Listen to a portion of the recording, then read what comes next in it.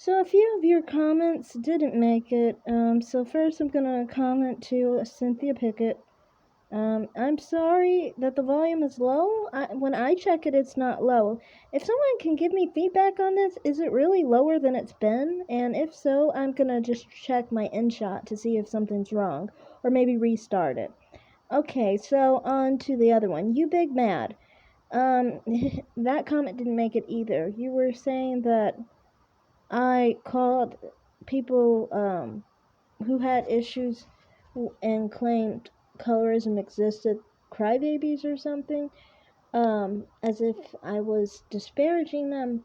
I do not call them that to be colorist or anything. It's to specifically reference what I feel they're doing, basically. And most of the time when I use that term, it's usually because okay, let's go.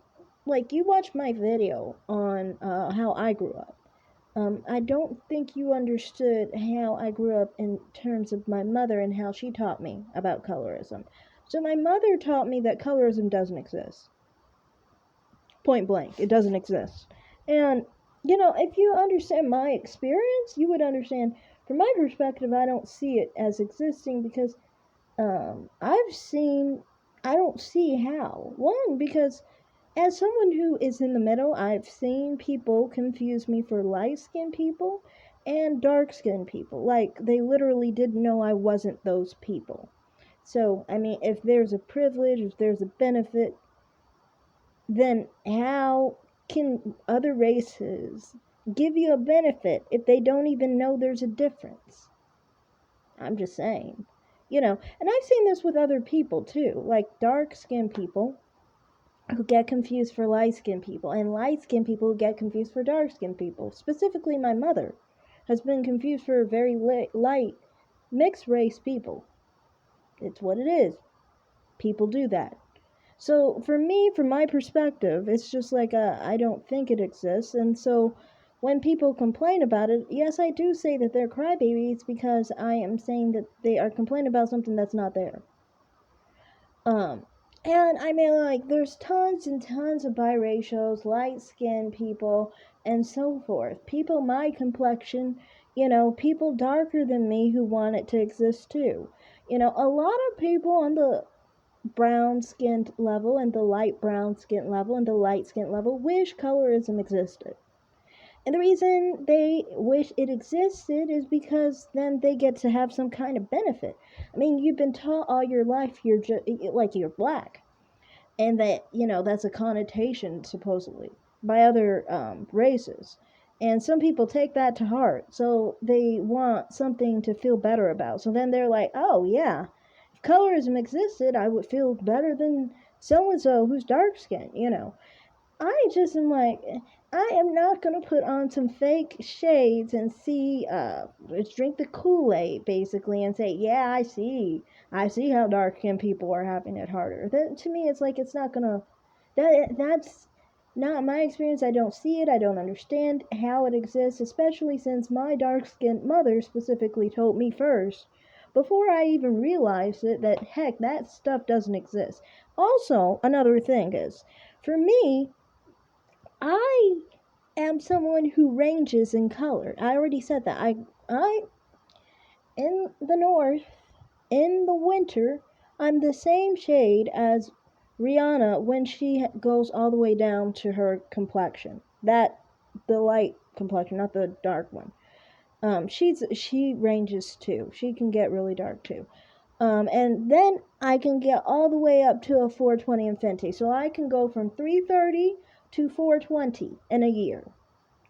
So obviously, I've learned that that doesn't have anything to do with how people relate to me. If they're going to be more negative towards me because I'm wearing a 420 in Fenty, or they're going to be less negative to me when I'm a 330 in Fenty. That it doesn't change anything, and it's a big enough difference that you would see that people are treating you differently. But no, you don't, because the thing doesn't exist. And so that's why I'm saying that people are crybabies because they want something to cry about. But it's not there.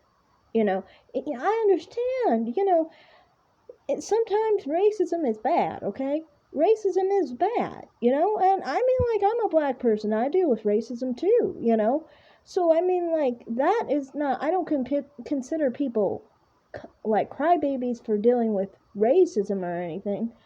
I do think that some people's families geared them to actually prefer white supremacy, like they almost see themselves through the eyes of a white supremacist because that was their family structure.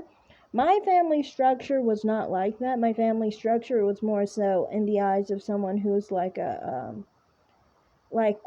nationalist, a supremacist, some other things, allies to certain types of people of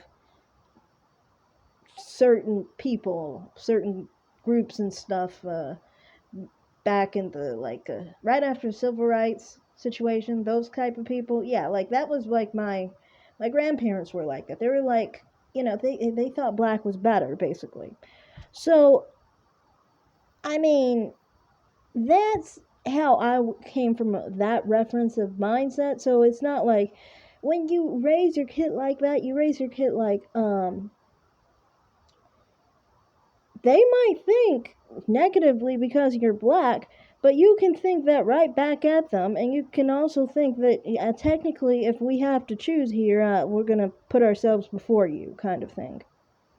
So that's kind of like how I was raised. So that's why, you know, maybe I don't take the skin tone thing to heart so much. And I think that's where colorism crybabies go wrong. They associate everything with their skin tone when it's just about their race.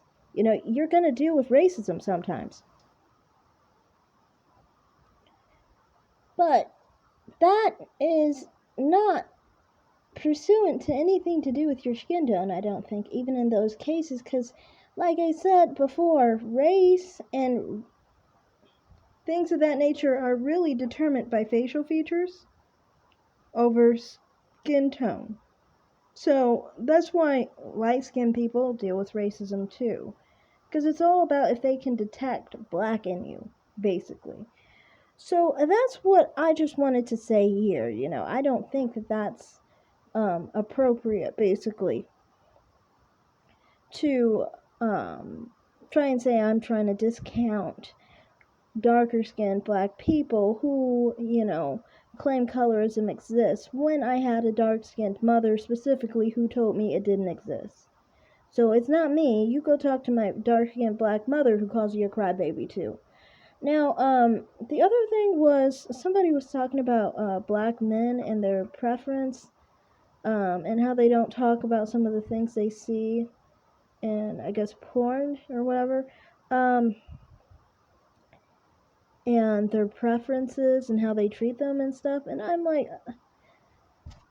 I don't know, like, honestly, I really don't care what, like, black men do with their supposed preferences. What is my point, with the ghettogaggers videos, was just to basically share that, okay, if you want to go after women for being ghettogaggers, then I can really show you the actual thing where actually you are a ghetto gagger. Because, like I said, black women don't seek out white men, black men, any men to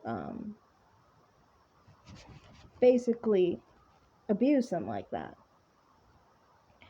But black men do. They encourage, they pay other races of women to call them derogatory names and to defile them in many disgusting ways.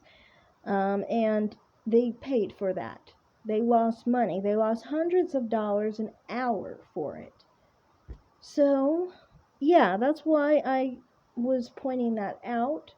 I don't really have any issue with black men being with other races, though. It's just when you're going after black women, like I said, we can always show you the mirror. And that's just most of what my channel is like. But anyway, thanks.